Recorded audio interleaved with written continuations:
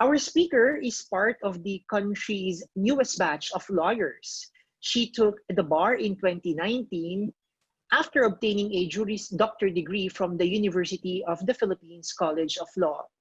She also has a graduate diploma in archaeology from the University of the Philippines Archaeological Studies program and a Bachelor's of Arts in Social Sciences, specializing in cultural heritage and minor in history from the Ateneo de Manila University. At present, she represents the Heritage Conservation Society and the National Committee on Monuments and Sites under the National Commission for Culture and the Arts, and she is currently taking her master's degree in archaeology at the University of the Philippines, Diliman. Friends, let us listen to Attorney Kathleen Tantuico. I'll be talking about the cultural heritage law and how the education sector can best implement it, because under this law, the education sector has a few obligations that hopefully will be fulfilled through the proper dissemination and education. So I'd like to ask the following questions. We'll ask and answer the following questions. First, why is cultural heritage education important? And what are the obligations of the education sector under the National Cultural Heritage Law? And lastly, how can the education sector aid in effectively implementing the National Cultural Heritage Law of 2009? But first, I'd like to ask this question again, this new question. Why is cultural education important? So in school, our students learn so much knowledge, and knowledge takes has a lot of forms. So it can be knowledge on math, knowledge on science, knowledge on culture, history, heritage, and traditions. And all these types of knowledge, no matter what form and no matter what way they are taught to the students, can contribute to nationalism. And nationalism is something very important, so much so that the 1987 Constitution, our basic law in the Philippines, really declares that it must be fostered and it must be promoted. So we see here a few provisions in the 1987 Constitution that show how cultural education must foster education, patriotism, and nationalism. We also see that the state must conserve, promote, and popularize the nation's historical and cultural heritage resources. But how do we achieve this? How does the government plan to achieve these visions in the 1987 Constitution? These principles must be aligned in existing and future Philippine laws. And this is where the Cultural Heritage Law, Republic Act 10,066 comes in. Through this law, we can implement these declarations of policy that can be found in the 1987 Constitution. So the Heritage Law has three subject matters. First, cultural heritage. Second, cultural institutions. And third, the protection of cultural workers. Under cultural heritage, we have the definition, identification, and classification, and the implementation or methods of how they can be protected and conserved. Second, under cultural institutions, we have the Cultural Property Incentives Program and the Cultural Education Sector and Centro Rizal. And third, this law. So if the second section caters to institutions, it also caters to individual people. And today we will focus on the first two, which is cultural heritage and the education sector. So under the first section, of course, we have the definition of cultural property and cultural heritage. So under this law, all cultural property is defined as all products of human creativity by which a people and a nation reveal their identity.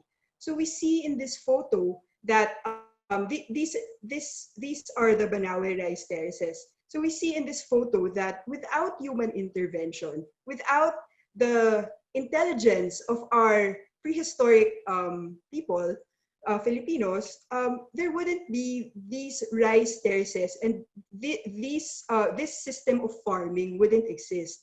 So through looking at these modifications of the environment, we see how smart, we see the intelligence of our ancestors. And that is how they reveal their identity, through modifying their environment, through creating structures, and through creating objects that see how complex their ways of thinking are. And let us remember that this was achieved without modern technology. They had their own indigenous knowledge, their own indigenous technology to achieve these modifications. And that is something that to be proud of even today.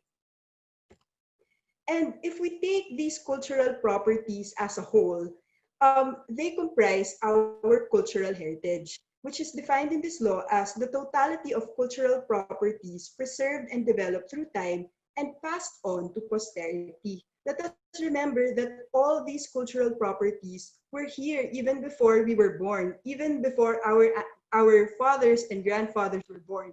And we are so lucky that we are able to enjoy them today.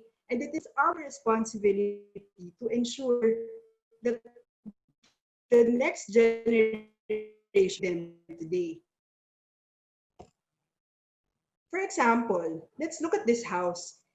At first glance, we already know where it's from, diba? It's from Batanes. We see that it is made out of stones, rocks, and in the natural, I think that's coconut husks for the roof. But when we look at it, we know that it's a house, right? In the same way, these are houses. These are also houses, and they are from vegan. And we see that the differences in the materials in making the house, their purpose is the same, to provide a roof over the heads of our families. We see that indigenous knowledge and intelligence in creating these things can be translated and shown in different ways. So at first glance, we know that the previous house was from Batanes, and now we know that this is from, and they're both houses, and they're both from different parts of the Philippines, but taken as a whole, they are part of the cultural heritage of the Philippines. So under this law, cultural property is classified as follows. So there is tangible cultural heritage, which are the things that we see, the structures, and even movable objects that we can hold, see, smell, and go to. And when it comes to intangible cultural heritage, these are oral traditions, languages, expressions, even our language, performing arts, fiestas, and other social practices that have been passed on to us through oral ways. These also includes the recipes that our lolos and lolas have shared with us over the years. So we know that when it comes to intangible heritage, there are different modes of protecting them because they remain alive through practice. So the way to protect them as compared to repairing, conserving, and preserving tangible structures and objects, the way to preserve intangible heritage is to continue their practice and to ensure that the next generations continue their practice. And this is also covered by the law. There are different ways to protect different types of cultural properties. So let's discuss the 6 classifications of cultural properties that can be seen below.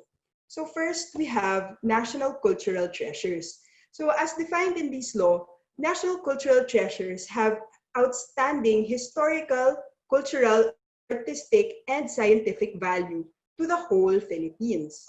And an example of this is the rice terraces of Banawe, because we know how hard it was to achieve these rice terraces systems, which even the whole world recognizes as important and unique. Next, here we also see that even movable objects, such as the Manongbul jar, which can be seen in the National Museum, can be considered as national cultural treasures. So So for our history teachers here, our civica teachers here, I'm sure that you have already imparted the value of this manunggul jar to your students. And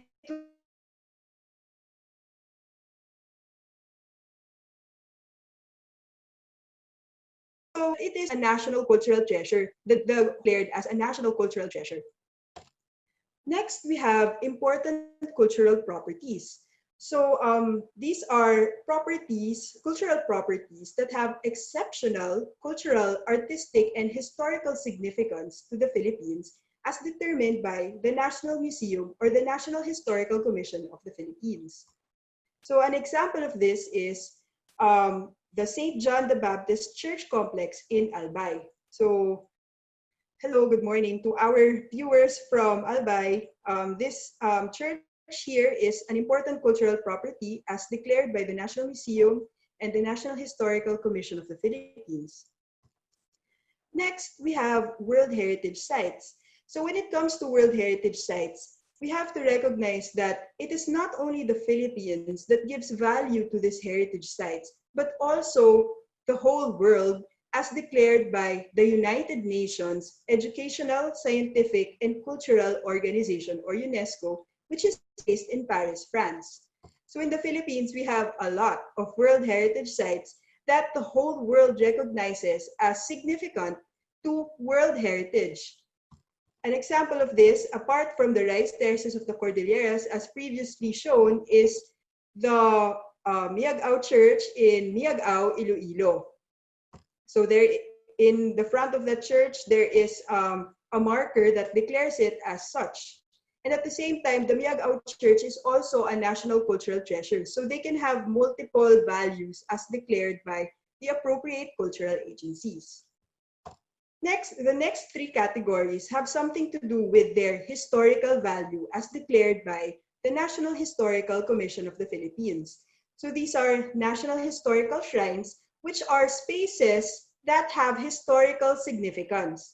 So an example of this is the site of the Battle of Mactan in Cebu. So good morning to all our viewers from Cebu.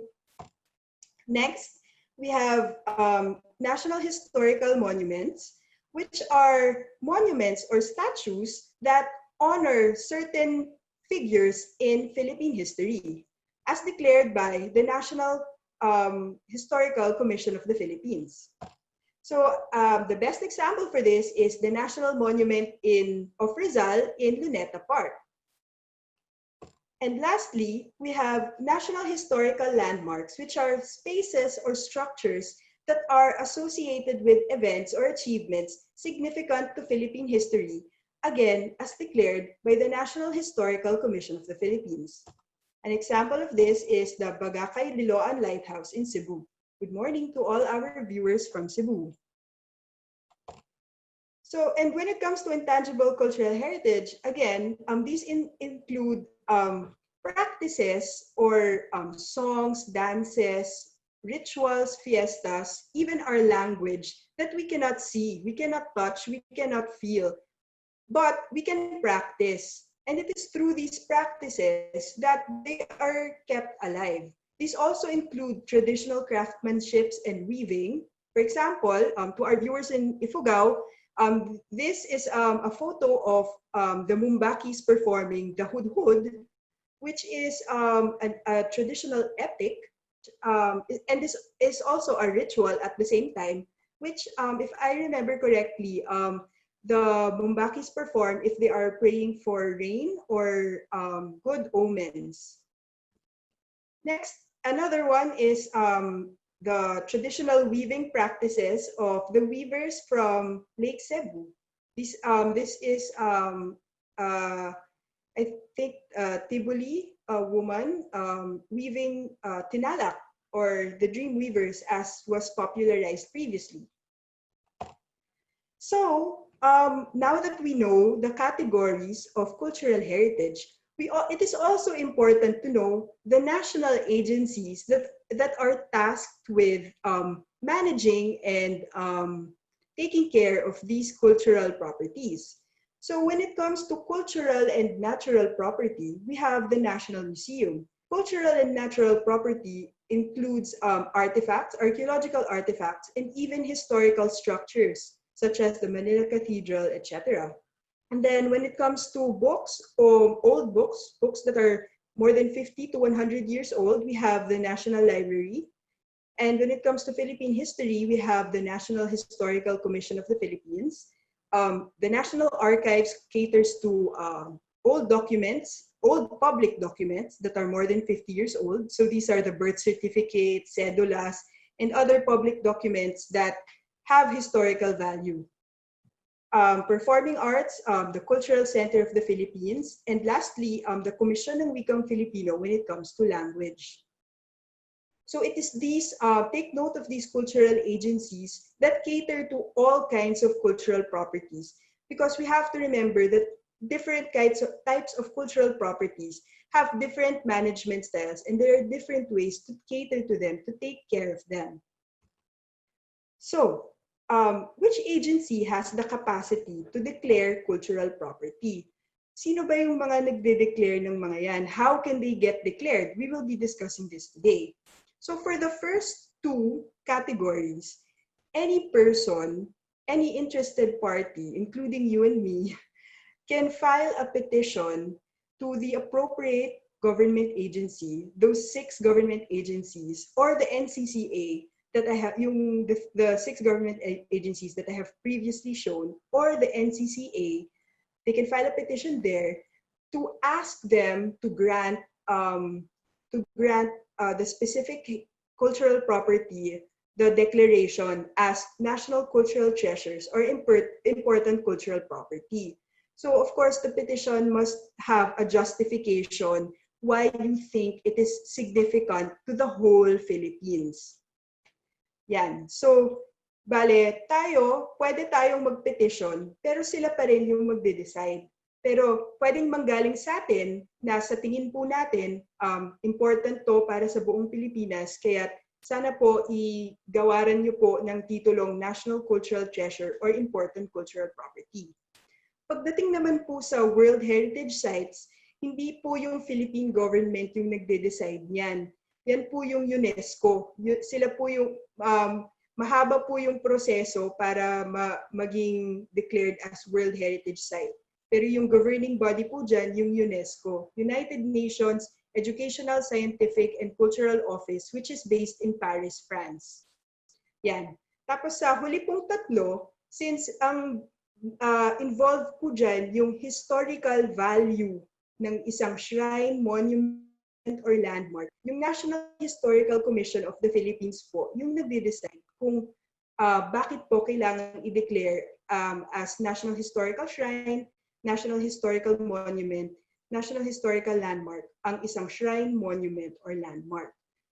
So, linawin ko lang po na yung mga ahensya po ang nagde-declare ng World Heritage Site and yung mga may historical value po. Pero pagdating po sa National Cultural Treasure, Important Cultural Property, kailangan po manggaling sa atin, may kailangan po manggaling sa labas bago pa po sila ma-declare bilang National Cultural Treasure and Important Cultural Property, pagkat ang dumidepende po dyan ay yung significance nila sa buong Pilipinas. Yan. So, tingnan po natin to. Mahalaga pong malaman po natin yung mga implication pag nakakakita po tayo ng historical or cultural marker sa ating mga lugar. Ano bang ibig sabihin kung may marker? So, siguro po maganda rin pong exercise para sa mga bata na ma-identify yung mga marker sa inyong mga lugar po, no? So, pag nakakakita po kayo ng marker na ganito, titingnan niyo po kung may nakadeclare po na National Cultural Treasure, Important Cultural Property, World Heritage Site, or yung mga historical landmark, historical shrine, historical monument. Kasi po, kung meron pong nakadeclare na ganun, ang ibig sabihin po ay cultural property po yung structure na yon. Ang cultural property po, under na po ng law na ito, pagkat bago po yung law na ito ay pinas, meron na pong mga historical markers. May difference po pong historical marker at cultural marker. Yung historical marker po, dinideklara po kung ano po yung historical significance nun. Pero pagdating po sa cultural marker, dinideclare po kung cultural property ba to, important cultural property, World Heritage Site, National Historical Landmark, National Historical Shrine, National Historical Monument. So kwento ko lang po, bago po kasi napasa yung law na ito, Cultural Heritage Law, meron na pong cultural markers. Pero nung nabasa ko po yung legislative history nito, nabasa ko po na si Senator Angara po, yung si Edgardo Angara, yung namatay na po siya, yung mas nakakatandang Angara, napansin niya po na although merong mga historical markers na nagsasabi ng historical significance sa isang structure, wala pong consequence kung nadidestroy ito. So kaya one of the reasons why the National Cultural Heritage Law was passed was because they saw na there was something lacking in the protection of historical sites that are declared through historical markers. So kung historical marker, nakalagay po yung significance niya. Pag cultural marker po, nakadeclare po na cultural property siya, important cultural property, national cultural treasure, etc. So pag nakadeclare na po na national cultural treasure ka, hindi na po pwedeng basta-bastang i-renovate or sirain, gibain ang mga cultural properties na to hanggat hindi pinapayagan ng National Museum. So ibig po sabihin yan, kapag nakakakita po kayo ng nagre-renovate ng structure na may cultural marker, kung national cultural treasure siya, kailangan niyo pong tanungin kung meron pong permit from the National Museum or the National Historical Commission. Kasi po, sila po, yung National Historical Commission and yung National Museum, yung may expertise na nakakasabi po kung ano po yung tamang pamamaraan, kung paano po ma-repair or maayos ang mga structures nito. At tandaan po na structures and cultural properties, layunin po ng batas na ma-preserve po yung hitsura niya na kagaya po nung mga panahon pa ng mga Kastila. And sila po yung may kakayanan para malaman po yung paraan, yung best, most effective ways para manatili po yung itsura niya. Kasi syempre yung itsura pa yung nakasurvive ng time, no? Isipin na lang po natin yung mga ninuno natin, pa rin po yung nakikita nila. And hanggang sa atin, yun pa rin po sana yung nakikita nila. So yun po yung layunin ng batas na ito na sa pamamagitan po ng pagde-declare ng mga cultural properties na to as national cultural treasures, manatili po yung itsura nila na ganun pa rin. Ganun pa rin in the same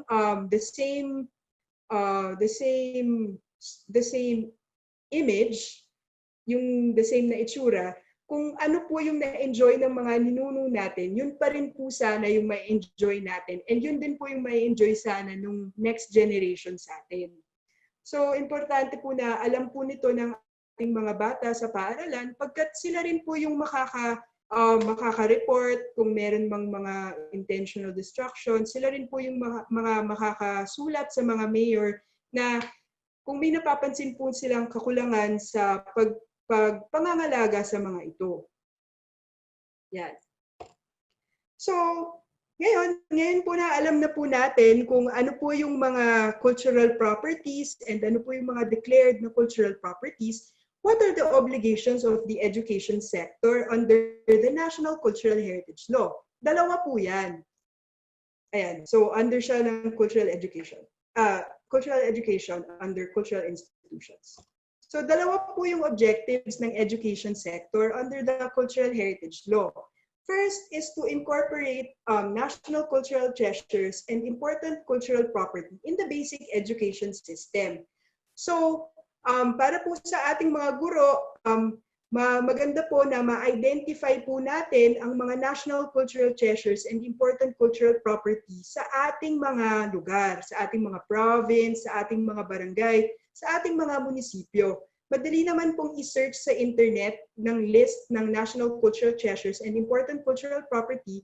And kung gusto niyo po ng official na na listahan, pwede nyo rin pong i-email ang National Museum or ang National Historical Commission of the Philippines. I'm sure they will be more than willing to give you a list because this is also public information. Everyone has to know what our national cultural treasures and important cultural properties are. So yan, nakalagay po, tingnan na lang po natin, Article 10, Republic Act 10,066. Mag-partner po tayo sa DepEd to formulate the cultural heritage education programs for local and overseas Filipinos and to emphasize the protection, conservation, and preservation of cultural heritage properties. Yan. So, important po na pagdating po sa ating tinuturo sa ating mga bata, lalo po sa civica, sa history, art history, ganyan, na malaman po ng mga bata ang mga national cultural treasures and important cultural properties nila, lalong-lalo na po sa mga lugar nila. Kasi po, mas mabibigyan po nila ng importansya yung mga national cultural treasures na yan pag malapit sila doon, pag nakikita po nila yon everyday, pag nadadaanan po nila, katabi pala ng bahay nila, National Cultural Treasure, mas malalaman po nila na yung kahalagahan po ng mga structures na yon. Hindi lang po sa history natin, kundi na rin po sa personal po nila. Yeah.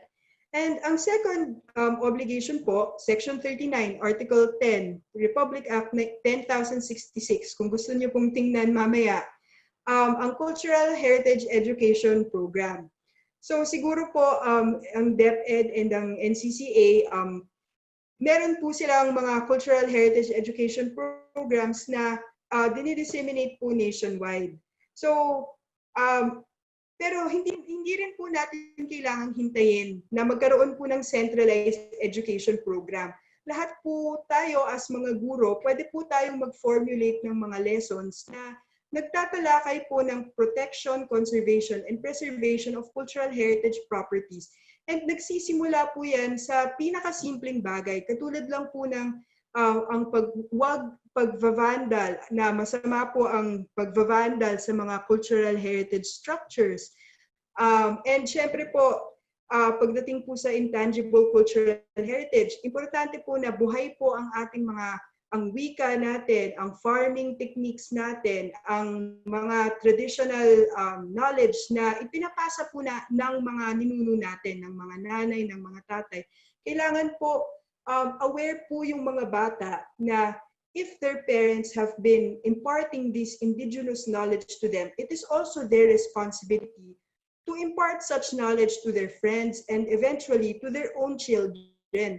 Because there is no other way that we can keep these intangible cultural heritage properties alive other than practicing them and keeping them alive. Nasabi nga po kahapon, di ba, sa unang talk, na every week meron po tayong Filipino language na namamatay kasi wala na pong marunong magsalita nito. Or meron pong mga magsasaka na traditional farmers na hindi na po sila makasaka kasi hindi na po pinapagpatuloy ng mga anak nila yung farming.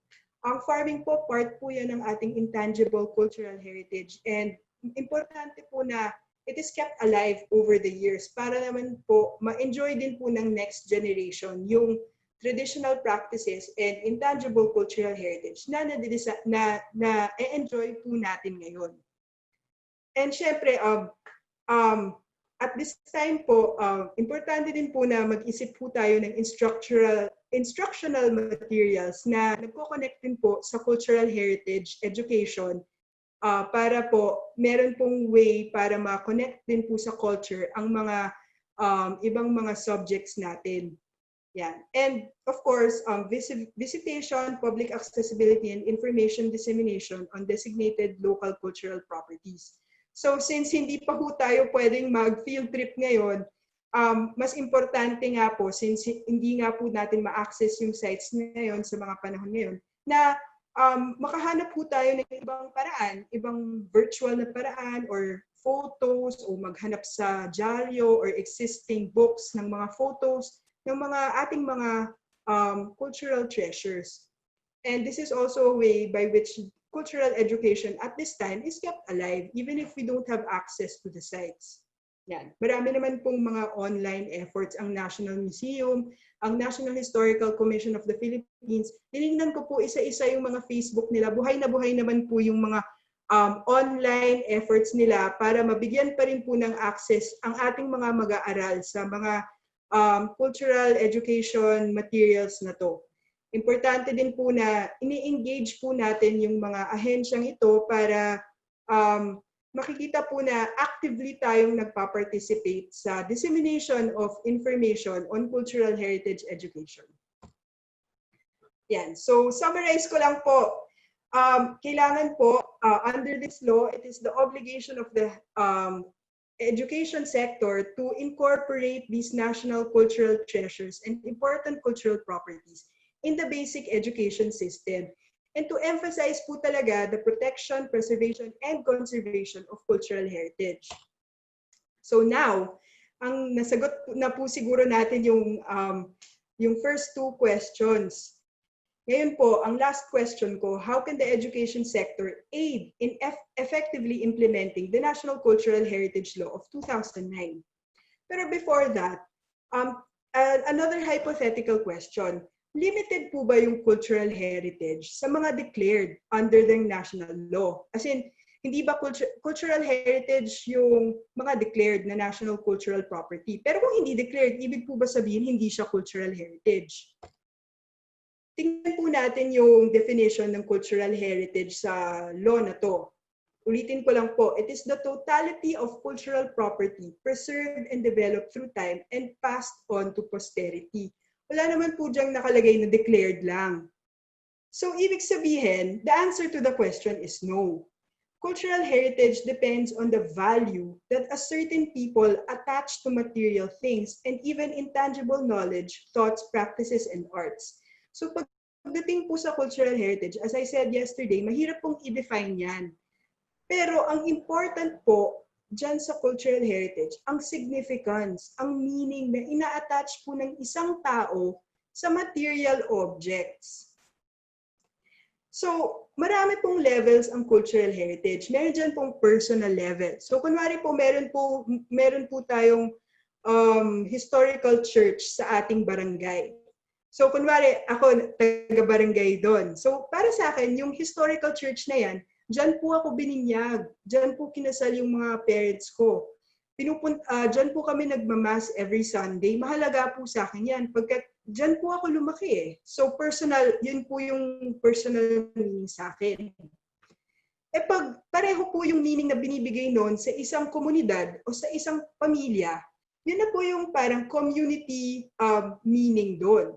So para po sa inyong barangay, mahalaga rin yung church na yan pagkat diyan na-attach yung spirit ng community.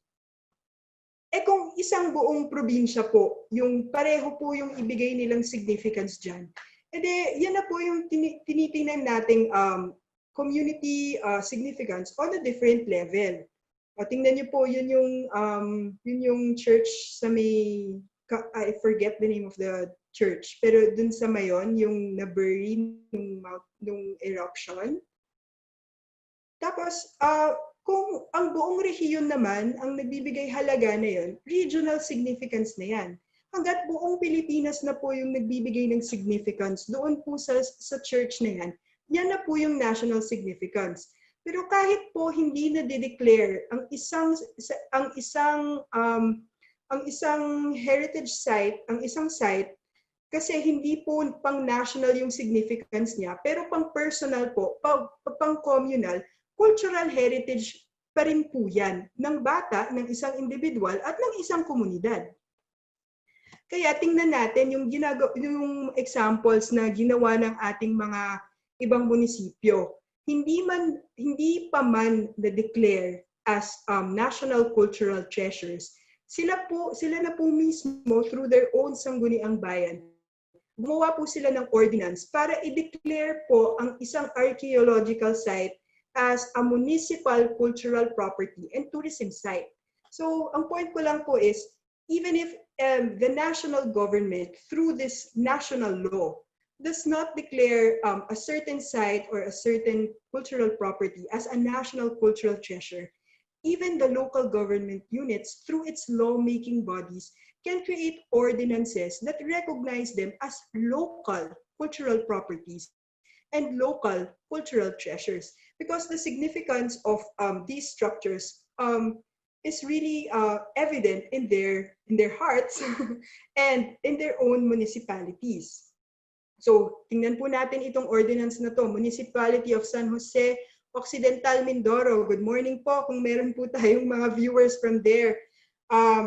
Ang Bubog 1 and Bubog 2 archaeological sites po ng Ilin Island ay dineclare po as Municipal Cultural Property and Tourism Site noong 2018.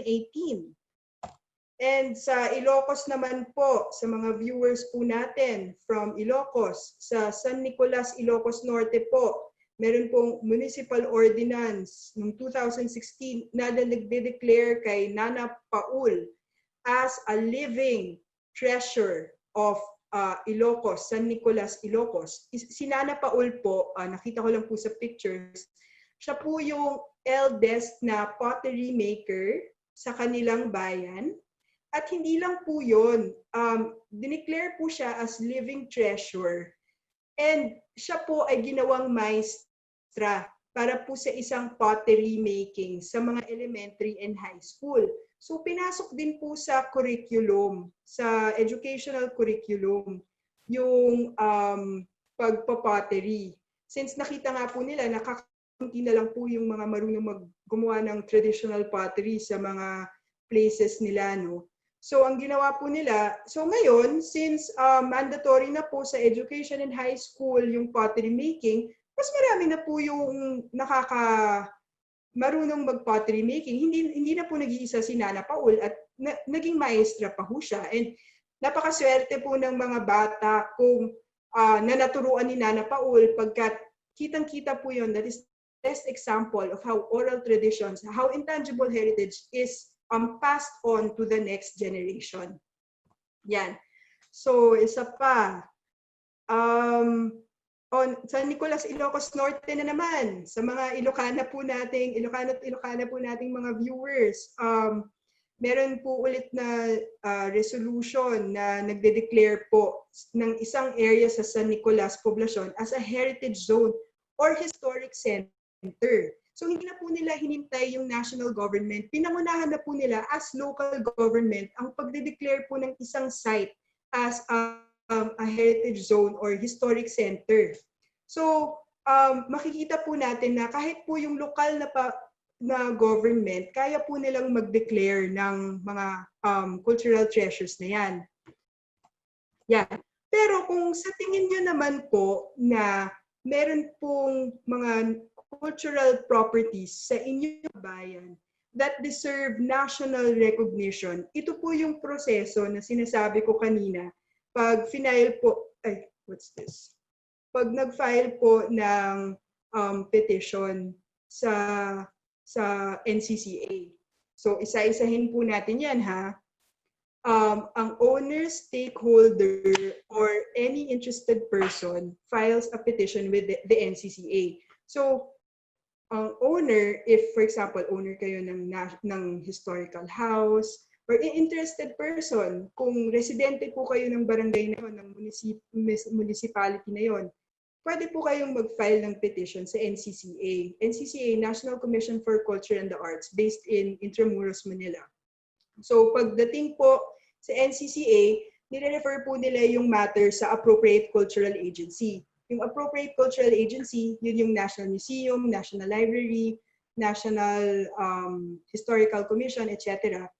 Tapos, i-verify po nila yung suitability of the property. Tapos, after nun, meron pa pong hearing. Ang hearing po niyan, open to the public. It gives the public an opportunity to oppose or to agree with the position. So, nakikita nga po natin na kailangan participative po ang lahat para dito. Tapos, yun, stakeholders including the LGUs may file their support or opposition to the petition within 15 days. Tapos, after nun, pwede pang mag-answer yung petitioners. Tapos, yung appropriate cultural agency, yung National Museum or yung National Historical Commission of the Philippines, sila na po yung magde-decide within 90 days. Tapos, kung maka-decide na po sila, may resolution po yan. So, kung makakita po sila ng national significance, edi madideclare na po as National Cultural Treasure or Important Cultural Property. Kung wala naman po, wala. Pero, don't get discouraged if ever the national the appropriate cultural agencies do not grant the petition, because the local government units are very much empowered to declare cultural properties as local cultural treasures or even any name that they deem appropriate. So makikita po natin pagdating sa cultural heritage, hindi lang po national government ang namamahala dyan, pati po yung local government units natin. So kung gusto po nating ipa-declare ang mga important structures sa ating mga bayan, magsimula po talaga tayo sa bayan natin. Pagkat yung significance na po yan, mas malapit kung literally, mas malapit ka dun sa structures na yan. Kasi syempre, it's part of your daily life. And that is where we find meaning in these objects pag nagiging part sila sa daily life natin. Yan. So suggested activities ko lang, lalo na sa mga panahon ngayon, show and tell activities of heirlooms ng ating mga, so kung may mga students tayo, may mga heirlooms sila na pinamana pa ng lolo nila, parang maganda kung ipapakita nila yan sa class, ipagpayabaang or kwentuhan kung paano napunta yung heirloom na yon. Tapos meron ding pwede ring ipagawa ng personal inventory of heritage items, invite cultural workers to have a Zoom virtual speaking in class. Tapos importante po yung number 4, ask input from relevant cultural agencies. So paalala lang po na yung cultural agencies na to, kapag kumatok po tayo sa pintuan nila, kailangan po na readily sila nakaka-answer ng questions. Pagkat yan po talaga yung trabaho nila. Pero kailangan po talaga natin kumatok. Kailangan po may active participation on our part to engage them. Siyempre kasi pag agency, di ba, parang passive, and marami din, since ang dami-dami pong national agency po sila, marami rin po silang mga ini-engage at the moment. Kailangan po talaga tayo, or baka po pwedeng you instruct your students, guide your students in writing letters to them para na rin po matuto sila at a young age to engage these cultural agencies, because it is really these cultural agencies that have the official documents and expertise to answer their questions. Yan, for students to write to local government units.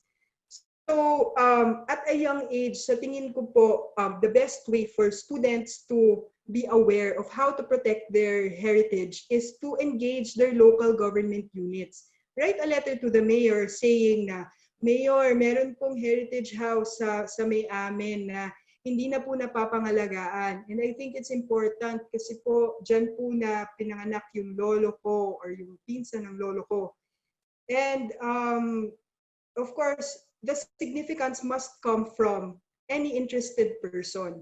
And syempre, siguro part na rin po ito na malaman ng students yung awareness and yun, how to engage their local government units. Because when it comes to governance and public service, it really has to work hand in hand with the government and the citizens.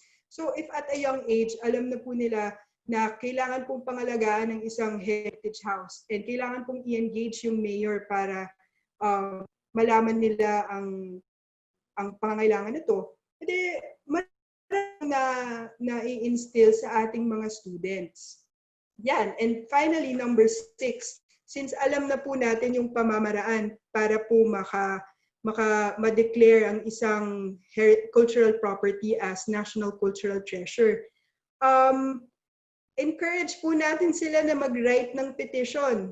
Tapos po, napakahalaga po and napaka-fulfilling siguro nun kung in the long run, makadeclare po ang isa po ninyong mga student na mapa-declare po nila as national cultural treasure ang isang heritage item or isang cultural property sa bayan nyo.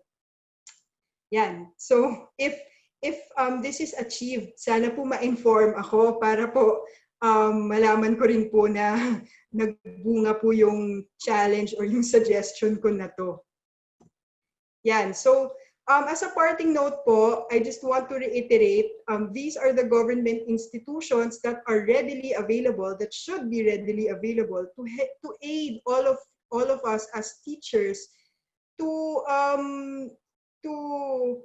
ensure the protection of cultural property. So again, ulitin ko lang po, National Museum for Cultural and Natural Property, National Library for books, National Historical Commission of the Philippines for Philippine History, National Archives for Public Documents, Cultural Center of the Philippines for Performing Arts, and the Komisyon ng Wikang Filipino for Language. So that's it. Thank you so much, and let's all work together for the protection and conservation of our cultural heritage.